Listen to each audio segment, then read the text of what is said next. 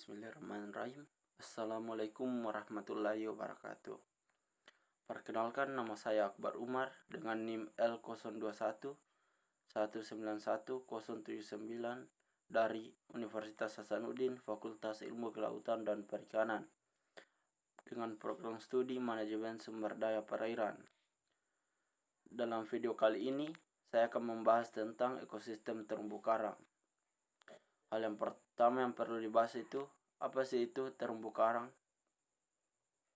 Terumbu karang adalah sekumpulan hewan karang yang bersimbiosis dengan sejenis tumbuhan alga yang disebut dengan Zooxanthellae.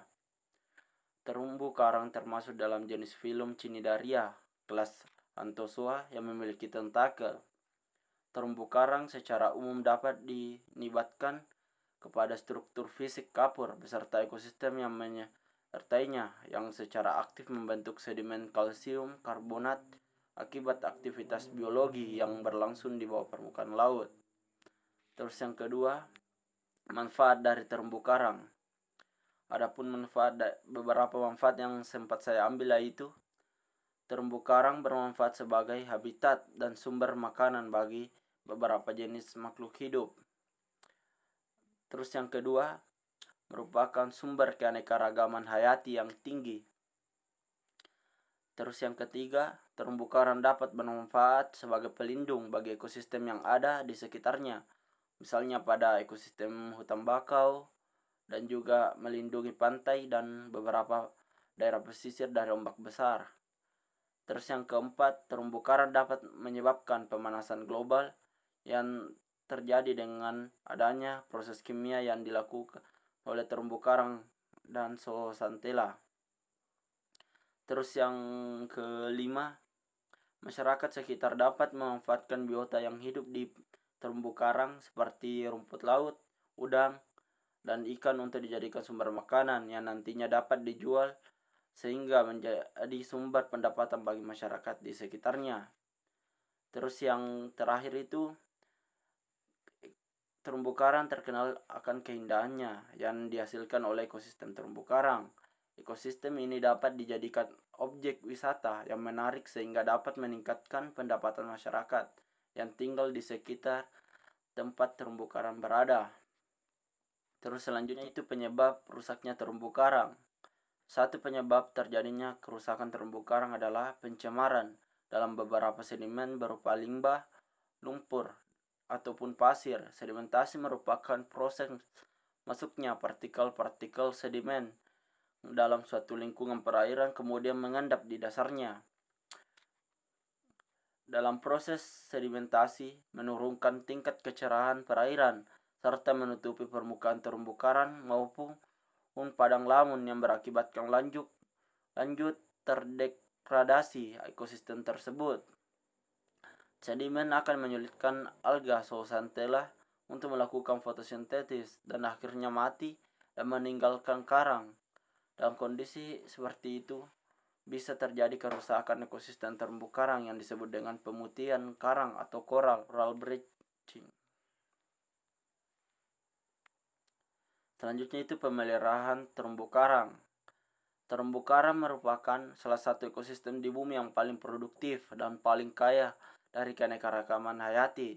Terumbu karang dapat menghadapi sederajat panjang ancaman yang semakin hebat, termasuk penangkapan berlebihan, pembangunan pesisir, limpasan dari pertanian, dan pelayaran. Konservasi dan pengelolaan terumbu karang yang secara lestari dan berkembang sangat penting. Artinya, yang dari ekosistem terumbu karang yang sangat produktif dapat mendukung kehidupan nelayan setempat. Jika habitat terumbu karang dapat berfungsi secara optimal, maka produksi ikan karang akan dapat dimanfaatkan dan akan memberi keuntungan secara sosial dan ekonomi bagi masyarakat untuk masa kini dan masa yang akan datang. Terus, bagaimana sih pembentukan terumbu karang? Jadi, proses pembentukan terumbu karang merupakan proses yang lama dan kompleks. Proses pembentukan terumbu karang dimulai dengan penempelan berbagai biota penghasil kapur. Pembentukan utama terumbu karang adalah karang batu, yang beberapa besar dari karang batu tersebut mempunyai sejumlah alga yang bersel tunggal yang terletak di dalam jaring endodermnya. Alga bersel tunggal dengan ukuran mikropis berwarna coklat disebut zooxanthella, memerlukan cahaya matahari untuk berfotosintesis. Dari proses pembentukan terumbu karang dikenal dua kelompok karang, meliputi kelompok pertama adalah karang yang membentuk terumbu, yaitu karang batu, dan kelompok kedua adalah karang yang tidak dapat membentuk terumbu atau karang lunak. Kelompok karang pertama adalah karang batu, mempunyai kemampuan untuk membentuk terumbu karang.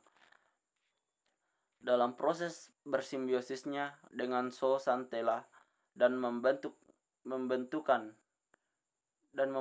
sinar matahari untuk membentuk bangunan dari kapur yang kemudian dikenal reef building corals, sedangkan kelompok kedua tidak dapat membentuk bangunan kapur sehingga dikenal dengan non-reef building coral yang secara normal hidupnya tidak tergantung pada sinar matahari.